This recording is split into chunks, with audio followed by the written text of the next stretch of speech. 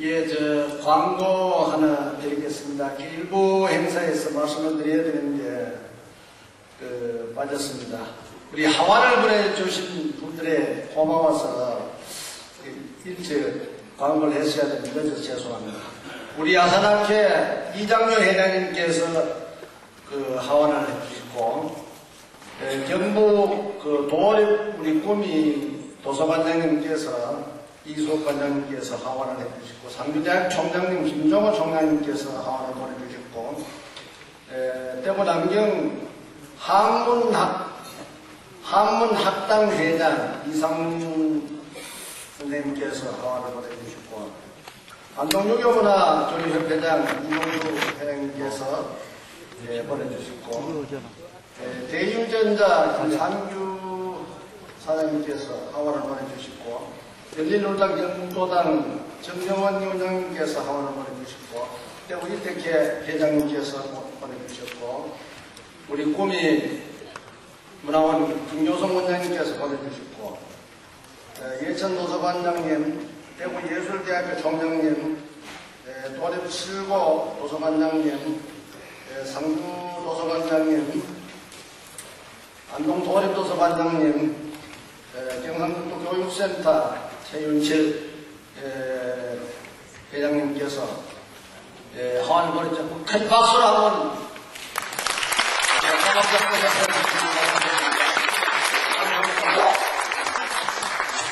저희 학회에 10개 지회가 돌아가면서 매년 7월에 개최하는 정기 학술 발표회입니다. 구미에서도 경전 공부를 시작한 지가 10여 년이라고 했고, 몇 해 전에 이곳에서 발표회를 개최하는 것이 순서였습니다만, 여건이 성숙지 못해 늦은 점에 대해서 아산학회 본부에 송구스럽게 생각합니다.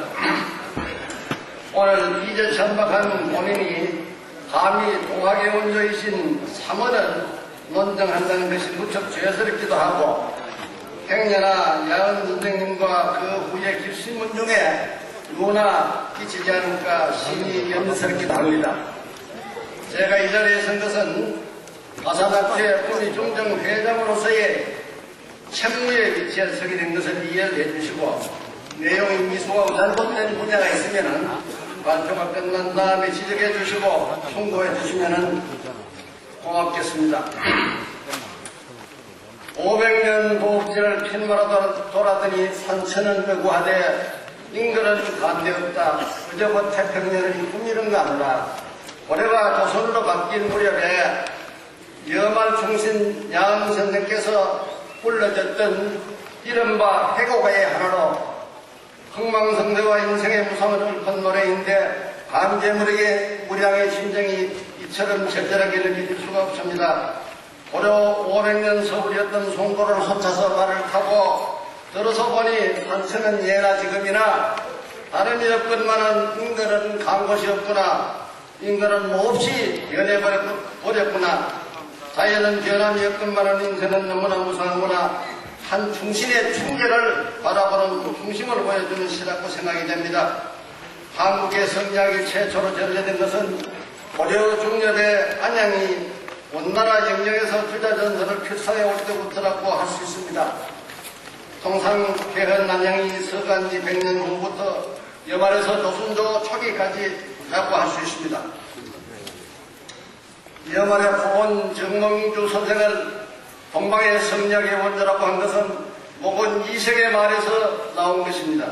한시대의 학문이 그 어떤 한두 사람의 손에 의해서만 형성되었다고 할 수는 없고, 다만 대표적인 중심인물을 열거한다면 여말의 삼은 호건, 목은 야은이라고 할 수 있으며, 삼봉, 정도전, 양촌, 궁궐이라고 할 수 있습니다. 이것은 어디까지나 한국 성리학이 조선 초로부터 세계 이황, 고봉지대성, 무계성은 율곡 이 시대까지 전개되어 온 경위를 말해주는 것이고, 한국 성리학은 호건을 원조로 하되 야음승행으로 넘어가면서 선생은 실천도 도학을 말하고, 삼봉은 순수 이학을 말씀을 했습니다. 도학이든 이학이든 모태는 성리학입니다. 그렇다면 본론으로 이학과 도학의 이상부터 알아보고자 합니다. 송대의 정입천과 주자는 호탁한 기로 더접해지지 않는 성이야말로 천리라고 주장하는 성정리의 정주의학과 원심이 곧 천림을 믿고 적극적으로 실천하자고 주장하는 심정리의 광중학파가 대별되기도 합니다. 이를 내 마음 안으로 끌어들이려 했던 육자의 사상은 불가의 심시불 삼계유심에 기인한 것이 아닌가 생각이 됩니다. 도학은 인도에만 한하지 않고 항상 천도와 천명, 천리를 전제로 논의되어 왔습니다. 공부자는 논호양합전에 천하은제시리요 사시행을 하면 백물생은 하나니 천하은제시리요. 공자께서 말씀하시되 하늘이 무슨 말씀을 하시는가? 사시가 운영되고 온갖 만물이 생장하는데 하늘이 무슨 말씀을 하시는가? 그래서 공자의 천은 주제천이요 의리천이요 생기천인 것입니다.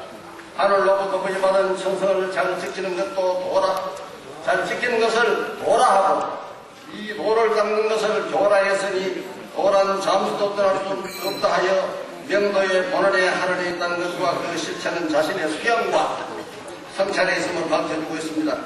성리학이나 도학을 약한 이야기라고 할 때도 있으나 이학과 도학은 그 한계가 극히 정묘한 관계에 있는 것입니다. 도학을 생명처럼 여겨오던 자의 경우에는 알보다 큰 학문을 의리와 정의 실천에 충실한 나머지 그 출처를 확연히 분간하고 있습니다. 혹 출사도중 활로를 체험하고 지저로서 일생을 마치는가 하면은 위정 당로에서 손절로 임하는 경우도 있습니다. 이에 반해서 순수 이학파의 경우는 재리에 우선하여 생존을 연주하면서 학문을 이룰 수 없다는 신념으로 학부 탐구야만 몰두하였으나 그가 비록 이학자라도 왕의 사약을 면치 못하는 경우가 있으니 절개를 굳게 지켜서나 소지일관을 지키지 못한 도학자는 수왕을 받을 수 없는 것입니다. 조선 왕조는 출발부터 순조롭지 못했지만은 본 선생의 순결함으로써 사립의 기백이 건전하게 심어졌습니다. 그 후 세조가 들어선 문학 성산문을 비롯한 사육신의 재리는 참으로 불가사의요 그들의 숭고한 평의 정신은 말로서 묘사할 수 없고 그저 선무할 따름입니다. 다음은 야은 선생의 충절에 대해서 살펴보고자 합니다. 야은 길제 선생은 고려 복민왕 2년에서부터 세종 1년까지 생존함으로써 두 왕조를 함께 체험했다고 볼 수 있습니다. 67세를 일기로 세상을 떴으니 선생은 불억의 나이가 될 즈음 이시왕조가 들어선 것입니다. 아호는 야은이요 시호는 충절봉입니다. 공간은 선산 해평이시고 그는 목원 이색 포원 정왕조 양촌 공간여러 등 여러 선생의 문화에서 학문의 진리를 배웠습니다. 그의 나이 34세에 진사에 합격하였으니 마당에 속한 편이었습니다. 그에게 청주목 사록을 무엇하나 받지 않았고 1388년에 성균관 박사에 이르러 공직에는 국자감으로 학생들을 교수하였고 집에서는 양가 자제들을 지도하였다고 하니 선생의 유경일락을 타고난 분이었다고 할 수 있습니다. 1389년에 문화주소로 임명되어서나 이름에 보면 나라가 장차 많은 것을 예측한 나머지 노모를 받는다는 핑계로 벼슬을 버리고 낙향하였습니다. 이때 성의 나이 38세로서 도학과 이학의 기로에서 결단의 의지를 발휘하자 하여 화려할 수 있었던 그의 운기를 도학의 길로 돌렸던 것입니다. 도정에서는 벼슬을 높여 여러 번 물러서나 부임하지 않고 오직 어머니 공양하는 데 모든 것을 손수하신 교자였습니다. 1400년 정종 2년에 친교가 있던 이방으로부터 태상박사를 때렸지만 불사의견을 내세우고 사용하였습니다. 이것은 야은 선생의 계령이 명목상으로는 어머니의 시봉이라고 하였지만 그의 나이 지명도 넘기기 전에 우리의 항구했던 그 충절을 처음으로 문도들에게 시범을 보여주시고 선생의 정자인 재미정에서 고족국의 왕자 백이와 숙제를 사모하면서 동경했으리라 생각이 됩니다. 매주 큰 성산문은 세조가 단종을 피하고 왕위를 찬탈하자 박행령과 이계 등이 단종의 포기를 꾀하다가 김질의 밀고로 체포되어 급청을 받고 39세의 젊은 나이로 죽은 사륙신한 사람입니다. 성산문께서 수양산 바라보며 이제를 한하노라 두려 죽을 진들 채미도 하는 것과 비록 부세에 거신들 이 땅에 났더냐. 이 시는 성삼문 자신의 충절이 백이숙제보다도 오히려 더함을 은연중에 나타낸 시라고 볼 수 있습니다. 수양사를 바라보면서 세상 사람들이 한결같이 충신이라고 받드는 백이와 숙제를 나는 원망한다. 차라리 굶어 죽을지언정 고사리 계기를 한다는 말인가. 그 고사리가 아무리 하찮은 구성이 답이라 할지라도 결국 이것이 누구의 땅에 나와 있다는 것이라는 말이냐. 이건 역시 조나라 땅에 나와 있는 것이 아닌가라고 했습니다. 이 시는 저리 가요, 형이 가라고 이름이 붙여있는 노래입니다. 이때 재미있는 일이 있었습니다. 백이와 숙제를 변호를 하듯이 휴일식이라는 분이 다음과 같은 시조를 읊었습니다. 줄여 죽으려 하고 수양산에 들었더니 현마 고사리를 먹으려 기었으랴. 물성이 구분을 미워 펴보려고 해니라. 백이와 숙제는 굶어 죽으려고 수양산에 들어간 충신인데 그 고사리를 설마 먹으려고 기었겠는가. 고사리가 꼬불꼬불한 모습을 보고 성질이 꼬불한 것이 변절자처럼 보여서 그래서 펴서 그 성질을 고쳐보려고 하지 않았겠느냐. 이런 시를 읊었습니다. 이 내용은 이루어 백이와 숙제의 복이라는 충절은 야은선생과 동일한 충절로서 사모하고 동경의 대상이 아닐 수 없습니다. 성은 사람이여 이는 하늘 잡고 강조한 것은 그 어리천의 부상 내지 부채하에 있다고 할 수 있으며 성작시대에 와서는 향내적 심성과 향외적 천리를 대등한 위치에 놓고 그 보합을 시도하는 것을 목표로 합니다. 그러나 천과 인의 규정 관계를 따진다면 인간은 어쩔 수 없는 무기력하고 불가항력을 절감할 수밖에 없습니다. 심지어 천리의 위력을 개개인에 거치지 아니하고 일국의 흥망성쇠까지도 천도 천명 앞에서는 체점하고 말했기 때문입니다. 그래서 야은선생은 불행히도 하늘의 변심함이 있어 10년간의 형설에 봉이 홍수가 나서 썰어버린 것처럼 되었다고 했습니다. 이거는 고래의 멸망한 인연한 말입니다. 하늘의 다스림이여 야은선생이 시세하고 하지 아니하고 해명하고 만 것은 지인용 3단백에서 용에 해당하는 것이라고 할 수 있습니다.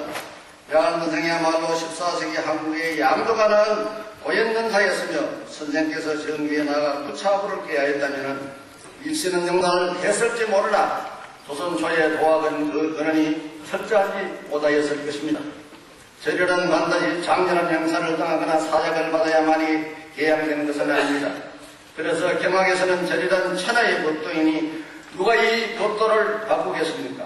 그러나 사람으로서 강직하고 고상하며 굴하지 아니한 까닭은 자기의 내면을 중히 여기고 메모를 가볍게 여긴 까닭이요 자신의 덕을 닦이는 의기가 가볍고 도덕이 넘치면 왕공도 가볍다고 했습니다. 빈천 때문에 그 뜻의 누구를 끼치지 아니한 점, 속옷을 입고도 무기가 있으면 할 수 없고 이록을 가지고도 그 마음에 차지 않게 여긴다면 덕을 수양하는 사람의 본분이 아닐 것입니다. 야은선생의 일생이야말로 부기공명을 선망의 대상으로 여기지 아니하시고 이기지약에 충실하려고 했고 사도생의 속에서도 맹자삼락을 만을 정의하고자 하신 분입니다. 야은선생은 최민정에서 이런 시를 읊었습니다.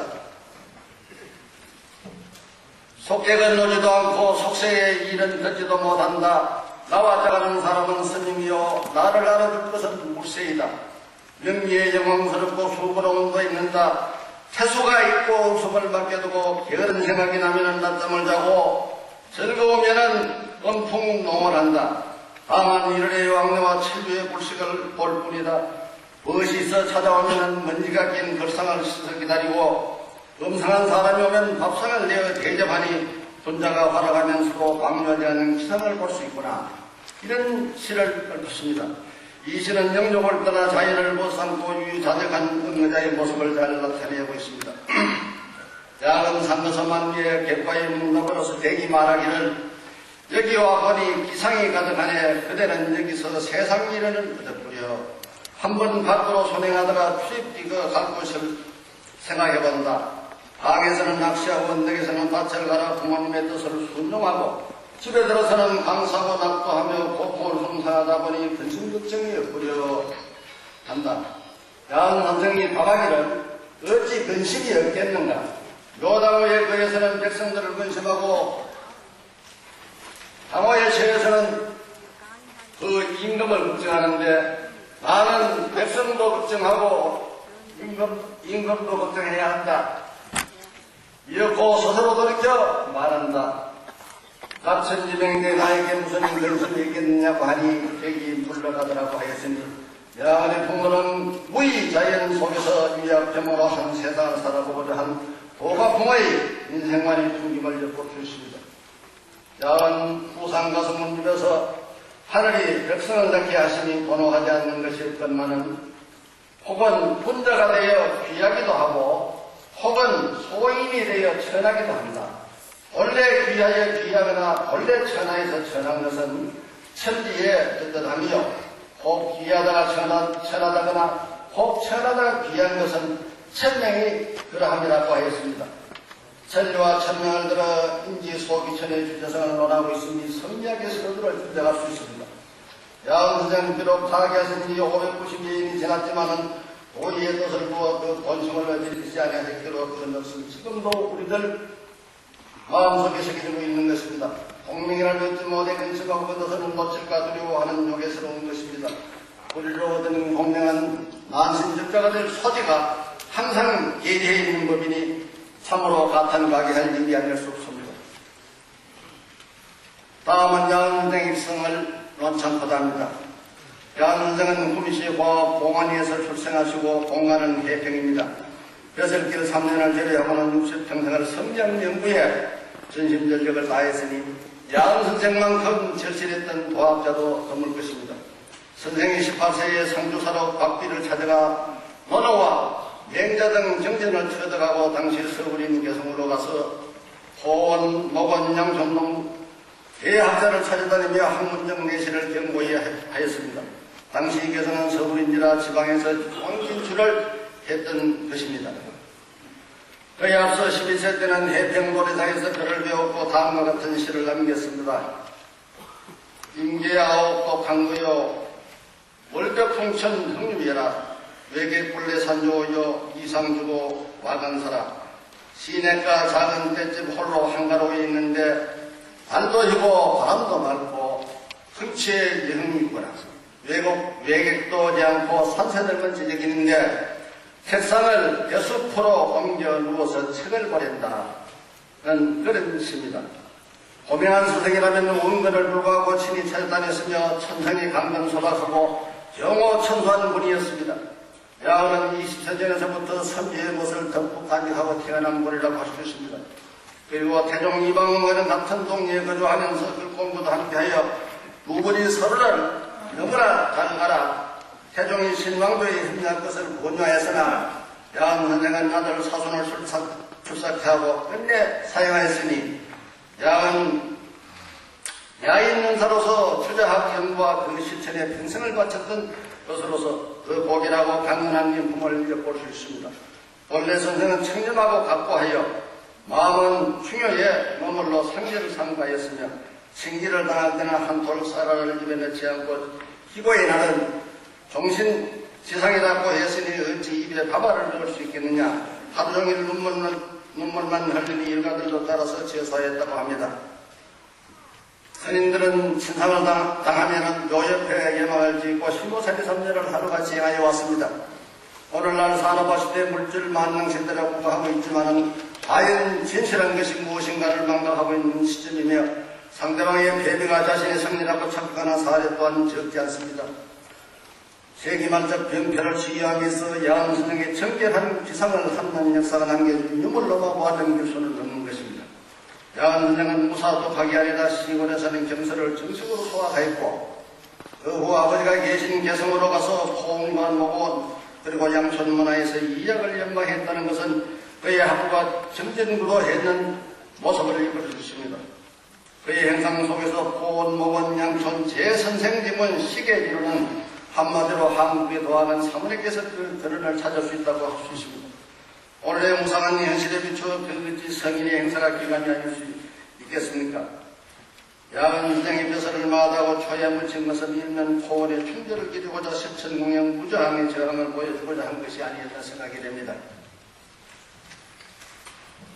야은 선생의 묘소는 구미시 오태동에 자리하고 있습니다. 염암유운용이 선조 20년 인동향감으로 재직 중 야은 선생의 묘가 너무 초라하여 묘를 수초하고 사당을 짓고 충효단을 건축하고 왕국판을 지어 동쪽을 명성 서쪽을 직방이라고 하고 충효당 아래 동서제와 그 아래 청풍루학을 지어 어린 학동 양성론사를 오산서원이라 했으니 그 의무도 해철당하고 지금은 강덕만 보건되어 오산서당 편향만 걸려 있습니다. 그리고 야은 선생의 묘소 낙동강을 바라보는 나월동 동쪽 끝에 사람을 위압하는 듯한 웅장한 지주종류라는 비가 서 있습니다. 지주는 중국 하남선 개편지방의 황하 중류에 강 가운데 우뚝 솟은 기둥같이 생긴 돌산의 이름입니다. 상고 때 우임금이 부연치수를 하실 적에 산에 큰 구멍을 3개를 뚫어서 통수가 잘 되어 산문산이라고도 불리는 산으로서 황하에 거친 상류에도 흔들리지 않고 꿋꿋이 서 있으므로 지주산처럼 세상 욕심에 흔들리지 않고 국제 절개를 지킨 인물에 비겠습니다. 수양산에 들어가 고사리를 피워먹고 살다가 아산 충신 백이와 숙제의 저리를 지주산에 비유하여 이재묘를 세워 재앙하고 그 앞에 양성천이 사람을 위압하는 듯한 대장한 웅장한 연필로 지주중이라는 글자를 비를 세워 망고에 찬양하고 있습니다. 염암유운용 보사께서 한국 전부로 하여금 지주비에 목본을 얻어서 비의 전면에 새기고 비의 뒷면에 옮기는 그의 아우인 서해 유성룡 선생이 쓰셨는데 이때가 임진왜란 5년전입니다. 아우인 서해 선생이 자기의 형인 유운용에게 일일이 물었는데 그 내용을 요약하면 이러합니다. 사속으로 뭉겨도 그 부담을 움직일 수 없고 홍파를 부어도 그의 높음을 감추지 못하며 우뚝하여 참함하여 망고를 지나도 하루 같으니 그 이름 지주라 하나. 천하의 만물은 반드시 먼저 스스로 그 지킴이 있는 영의에 능히 상대를 이길 수 있으니 지주란 것이 오직 높고 굳다. 홍파는 이격이요 지주는 본심이다. 사람이 어찌 제 몸에 지주를 못 세우면서 세상의 지주를 세울 수 있겠는가? 그러므로 민원 속에서도 확호불발 대주를 이런치 않은 이는 다 먼저 그 본심을 평시에 세워 잃어버리지 않는 이들이니 바로 야은 선생이 이러한 분이었다고 생각이 됩니다. 형인 유운용이 일러주는 대로 전문을 메고는 저희 유성룡 선생이 형에게 감탄하면서 저라고 저도 이를 벗어난 삶을 살지 않겠습니다 라고 명설을 하며 노래하여 가로되 오산이여 무엇이 있는 곳 터가 있으며 집이 있도다 낙동마무리여 출렁출렁 그 흐름 무척도 길도다 묵정벌에 한 주먹 흙지어 바로 선생의 무덤이도다 돌을 깎아 그를 새기며 만년을 데워 빛이 나도다 충성을 고하고 효도를 책하며 우리에게 은혜하니 한없도다 향기로운 난주를 올리고 맛있는 술을 부으며 영음이 이르신 듯 하도다. 도사를 누르고 청류를 굽어보며 선성을 거리며 잊지 못하도다. 이런 유성룡 선생이 형에게 이런 이야기를 들었습니다. 형제간의 이청을 저는 참, 이 아우가 참말로 형한테 참 기특하지 않구나 이 생각이 갑니다. 형은 아우는 형을 받들고 따르는 아우의 겸손한 모습이 아름답습니다. 중국 황하의 지중한양 낙동강물이 희감고 용수던 채는 곳이요 수십길 전력으로 된 곳입니다. 지주비가 세워질 적절하고 생각이 되고 비는 해평산으로 걸리바에서나 193년 만에 비가 망고가 되어 정서사연 이양산 해석으로 새로 세워서 오늘에 이르고 있습니다. 염암유운용 선생 역시 현인이다. 야은 선생 같은 명인적사를 받드는 것이 동방의 이제를 표상하며 이 고장 사문의 사표가 되게 하여 유통을 진접시키에 있었으니 선상과 인동이 이제 고장이라 하는 여기서 연주된 말을 하겠습니다. 일선생 청풍고를 천추해드리었다. 자기가 갈 길을 깨끗이 가니길래 일손이 강쪽을 지나다가 지주개를 만져본다. 오늘도 헐탕물이 치고 밀고 쏟치는데 제대로 싸우리가 몇 분이나 되시는지. 또 한 번 아쉽고 그리고 지주개를 만져본다. 나라가 어지럽고 탕류가 도도한데 야은 선생만이 치조를 사수하였어.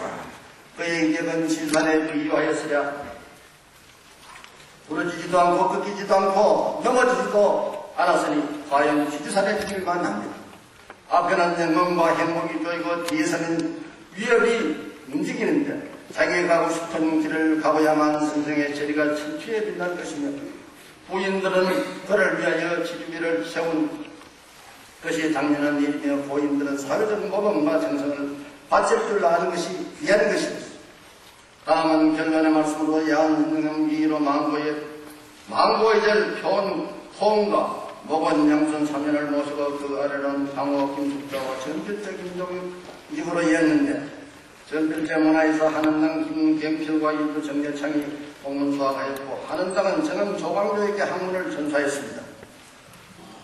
철인정치의 화신이었던 정암문화에 청송 성술침이 있었고 청송 아래에는 우계성은 율곡 이의가 있었습니다. 또한 회대의 연적있게 학문과 사상의 결정적인 영향을 끼친 우제 손중도 또한 전필제의 문화입니다. 회대의 사상은 계기로 이어집니다. 강우의 남정조식은 청송에게서 감명을 받아 야인으로 초질관 행명하면 청송의 묘관명을 쓴 사람이 방자의 태계 이왕인 것입니다.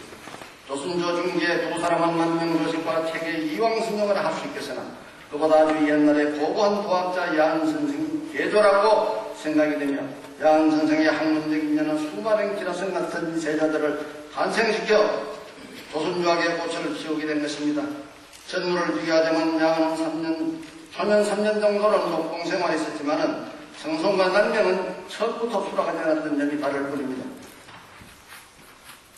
인심은 그 익심이라 육아의 도학이 가지다 준 폐단도 없는 것도 아니지만 못내어서 무슨 강마도의 기풍이 쇠퇴해 가는 것입니다. 마음으로는 자연을 지켜야 한다고 하지만 상수의 덕을 다급하기보다는 삶의 윤기에보다 관심이 깊어만 가는 풍조도 생각해볼 문제입니다. 이제 야간의 구도정신은 선산의 무서움과 최미정 또는 금산의 성곡소원 등에서만이 찾아볼 수 있습니다. 야한 선생의 시호가 충절인데서도 그의 평생 사업은 학자를 배출하는데 혼신의 정열을 바쳤던 것으로 생각이 됩니다. 야한은 비록 경세치국의 입선에 나아가지 못하였으나 천만세토록 도학을 이 땅에 심어주었으므로 도학자의 책무를 유감없이 수행하였다고 할 수 있습니다. 야한 선생의 종착은 거경 국리와 명심 진성에 있습니다. 아무래도 선각자의 위치에서 신유하게 진술을 잘 체득한 분이 곧 야한 선생이라 하겠습니다. 선생의 종은 시가 여러 편이 있는데 시간 관계상 제 논문 발표를 이상으로 마치겠습니다. 감사합니다.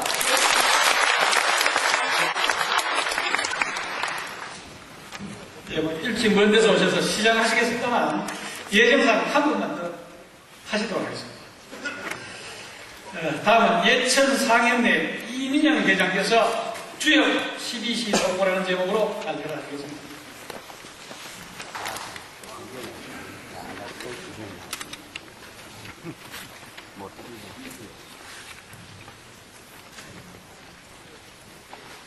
안녕하십니까. 예천 상현내 소속의 이민영입니다. 제가 발표할 주제가 바로 12시계에 대한 소고입니다. 그래서 제가 이 12시계를 해결하겠다는 그런 뜻이 아니고 앞으로 우리 아산학회에서 어느 분인가 이 12시계에 대한 그 심오한 원리를 풀어나가는 그런 소망에서 이 글을 올리게 되었다고 한 것을 먼저 말씀을 드립니다.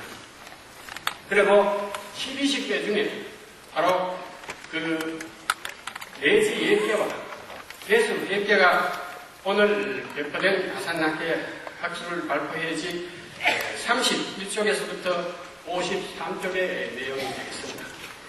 그래서 송구한 말씀은 그 중에 33쪽에서 그 중간에 공자가 되었습니다. 이것은 저희 원고가 사고로 인해서 그렇다 하는 것을 말씀드리고 송구스럽지만은 이것을 정정해 주시면 감사하겠다는 말씀을 드립니다. 그리고 그 예계와 해계 중에 예계에 대해서는 그 오행과 또 오행 수모분기, 또 오행과 오음관계, 또 그 오흥 삼변과 연관해서 대지 예계에 대한 설명을 했습니다만 이것은 책자의 내용으로 개최를 하고 설명은 생략하도록 하겠습니다. 그리고 내수 해계에 대해서도 주요 부분에 대해서만 간략하게 설명하는 방법으로 하겠습니다. 그래서 해계를 이제 한마디로 말씀드린다 하면은 주역의 모든 원리가 바로 이 해계 속에 다 들어있다 하는 것을 말씀드립니다. 그리고 이 해계의 핵심이 바로 그 시대이죠. 그 때락한 것이 얼마나 중요한가 하는 것을 바로 강조한 그 내용이 핵심이라고 하겠습니다. 그래서 해계의 상육하에 이 원리가 들어있고 또 상육하의 교사 중에서 공용석중하는 그 준자에 이런 원리가 들어있다는 것을 말씀을 드립니다. 그래서 제가 오늘 그 수동식 이 빔 프로젝트를 하나 개발해가지고 왔습니다. 그래서 이것이 바로 이 준자, 셈의 준자입니다. 근데 이 글자의 구성을 보면은 세초 밑에 심자를 한 글자입니다. 그러니까 이 모양은 세를 잡기 위해서 이 정조준하는 가로 가는 자와 세로 가는 자가 바로 위치하는 이 중앙에 목표물을 얹어놓고 정조준하는 그런 형상을 취한 글자라고 할 수 있겠습니다.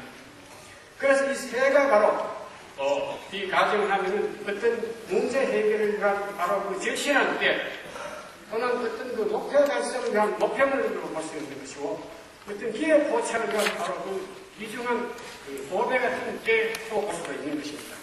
그래서 이 보시는 본문 견해에 따라서는 여러 가지로 해석할 수 있을 것입니다만 다만 시대의제 원리를 이해하기 위해서 요 세 가지를 유형으로 국한하고자 하는 것입니다. 그리고 다음에 이 십자입니다. 이 십자라고 하는 대로 이것도 이 합성자입니다. 이 옆으로 본 음이라는 선과 그리고 행선입니다. 또 바로 내리는 양이라는 바로 이 정선이 정중앙치에 이게 아주 절대 중간치입니다. 거기에 교회하는 지점이고 또 그런 글자의 모양입니다. 그러니 이것이 바로 중정을 뜻하는 것입니다. 또 음과 양이 뭉쳤으니까 바로 이것이 음양입니다. 또 그리고 음양의 태극입니다. 태극이 곧 무국도 됩니다. 태극이 곧 무국도 됩니다만 숫자 10이라는 숫자에는 무국이라는 뜻이 담겨있기 때문에 이 무국이 됩니다. 그래서 이것이 중인데 이 중은 그 5라는 양의 중입니다. 10에 많이 옵니다. 그 다음에 또 5를 더하면 10이 됩니다. 5라는 양의 중과 10이라는 음의 중이 들어있는 게입니다. 그러니까 이것을 천하지 중인 것입니다. 그러니까 이 천하지 중이라고 하면은 굉장히 상학적인 개념이고 또 바로 중정지도는 굉장히 하학적인 개념입니다. 그래서 우리가 이 중정지도를 찾고 중정지도를 배우기 위해서 우리가 이 역학 공부를 하고 하는 것이라고 할 수 있겠습니다. 그런데 여기 5의 중과 10의 중이 작용이 다 틀립니다. 그런데 5의 중은 바로 10의 중의 도움을 받아가지고 이 5의 중이 바로 우주 만물의 근본이 되고 또 우주 운행의 정시가 되는 것이고 또 5가 우주 운행을 주도적으로 행할 수 있는 원리가 바로 여기 들어있는 것입니다. 그것은 우리가 낙서 분수에서 그 5중에 하는 역할과 꼭 일치하는 것입니다. 그래서 5중의 작용은 10의 중의 도움을 받아가지고 바로 5중은 우주 만물을 생하는 작용을 합니다. 그리고 10의 중은 우주 만물을 5중으로 생하는 것을 다시 통일시키는 작용입니다. 그러니까 그 음양의 운동입니다. 바로 이름 이양. 그러니까 바로 이 천하의 중이 되는 것이 바로 이 천도인 것입니다. 그리고 곧 이 중정제도인 것입니다. 그리고 그 우주 만물의 변화가 바로 그 6차원의 변화에 부탁했습니다.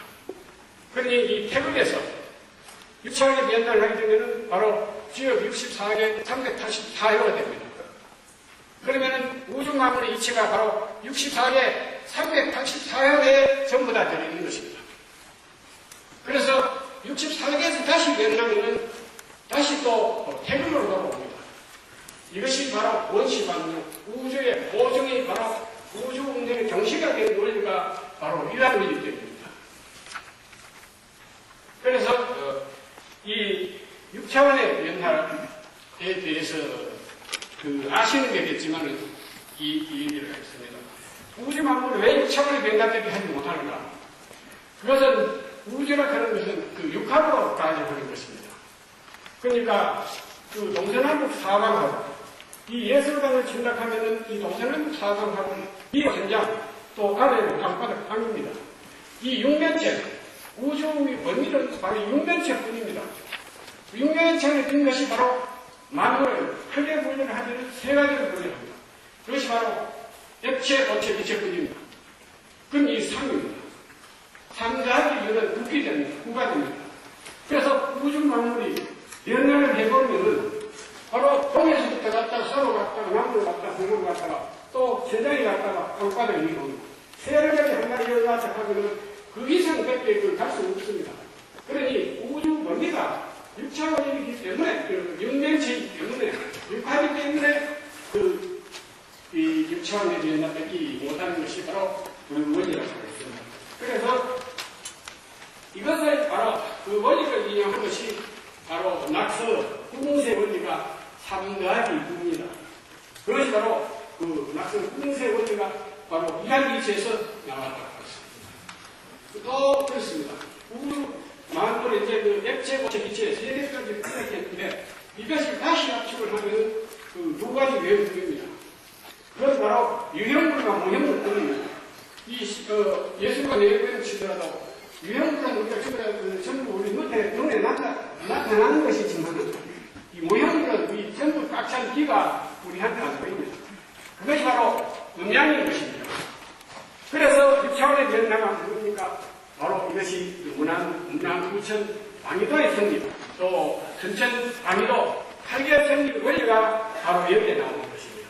그러니 선천은 8개의 성립은 선천인 것이고 체인 것이고 문안, 부천, 방위도가 바로 용인 것입니다.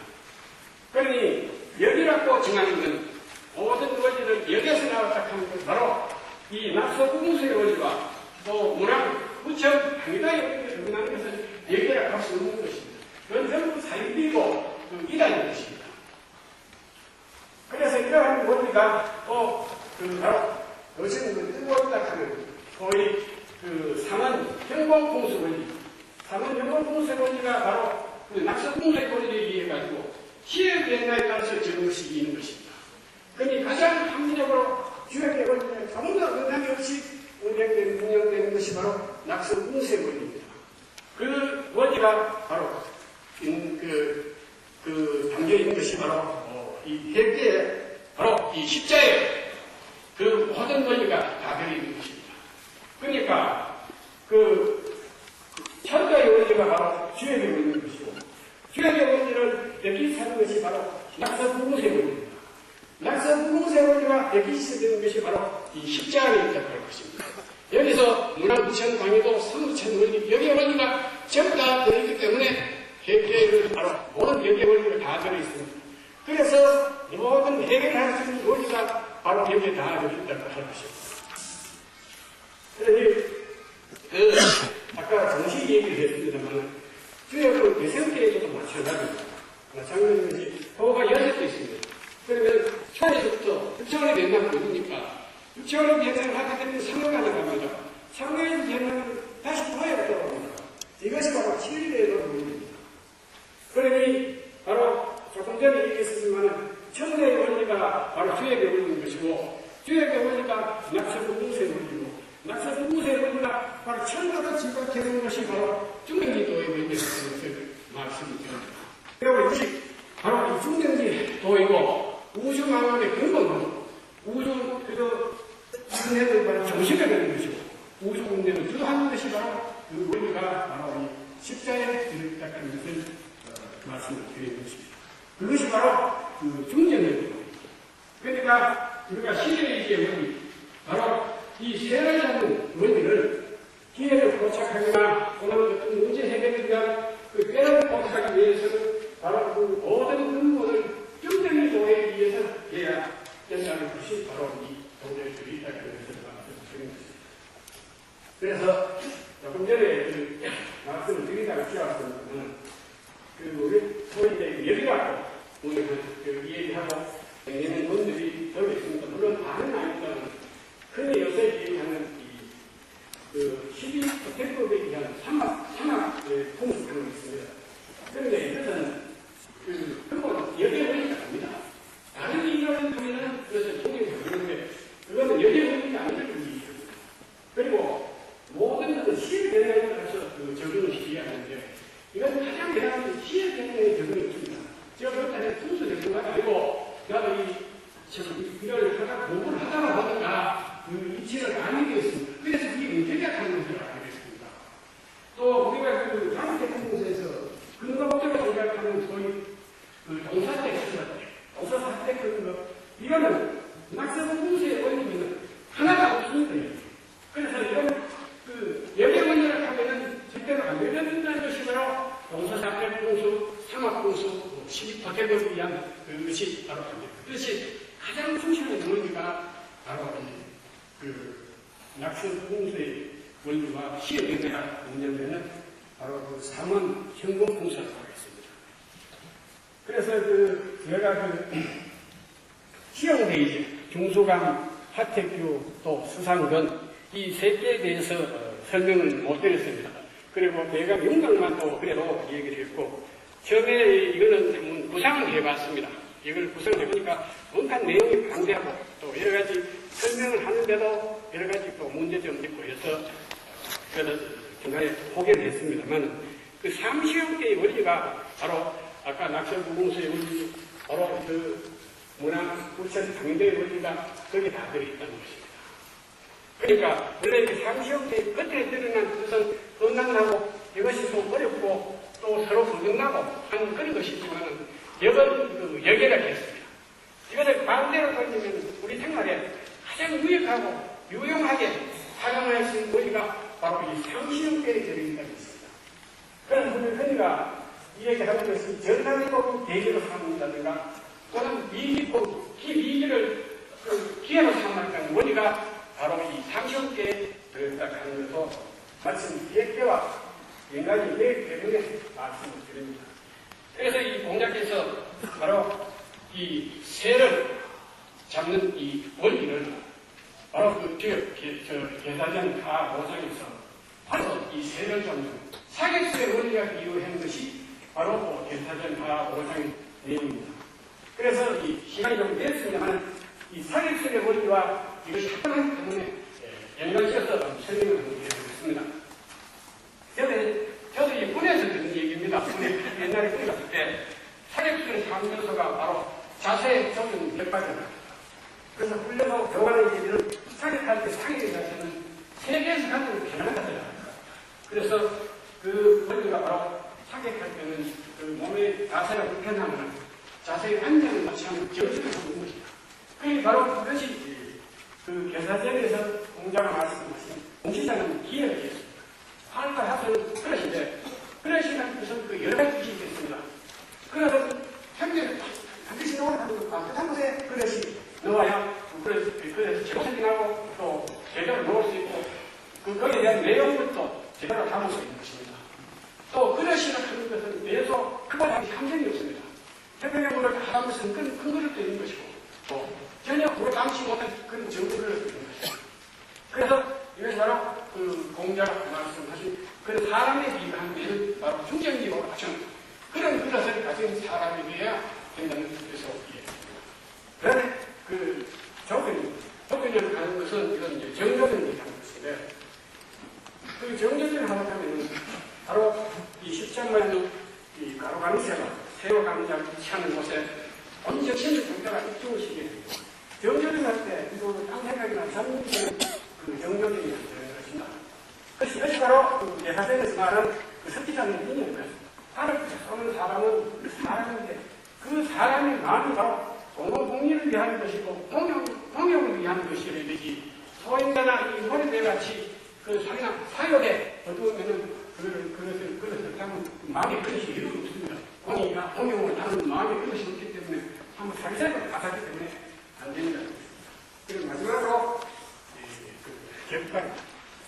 그래서 정교제를 해가지고 지탱하는 시간이 불과 0.0미입니다. 바로 이 찰답니다. 왜냐하면 사람의 신체가 보니 정조준이 하면 팔이 들리고 몸이 흔들리기 때문에 볼을 못 갑니다. 정조준이 된 찰나에 그 총에는 혈을 쏘아야 되는 것입니다. 이 원리가 바로 그 대시 동의입니다. 때를 기다려서 움직이라는 것은 정조준이 되는 순간 팔을 쏘라는 얘기입니다. 그러니까 팔이 세번 날아간 뒤에 팔을 쏘는 데는 화살만 뒤로 뿌리는 것이지 아무 그 소득이 없습니다. 그리고 또 화살이 한번 놀래서 나간 새는 다시는 벽에 나타나지 않습니다. 그러니 우리가 한번 놓친 뒤에는 영원히 돌아오지 않는다는 그런 뜻도 되겠습니다. 그래서 아까 조금 이 얘기를 하다가 빠지는 것이 있는데 공교롭게도 이 십자가 이 사람의 마음입니다. 그러니까 그 오키시 문화를 가지고 공자의 마음, 그분들의 사상, 그분들의 철학이 바로 이 중경제도인 것입니다. 또 종교적인 경우도 마찬가지입니다. 하나님 여기 아무것이나 계신 게 아닙니다.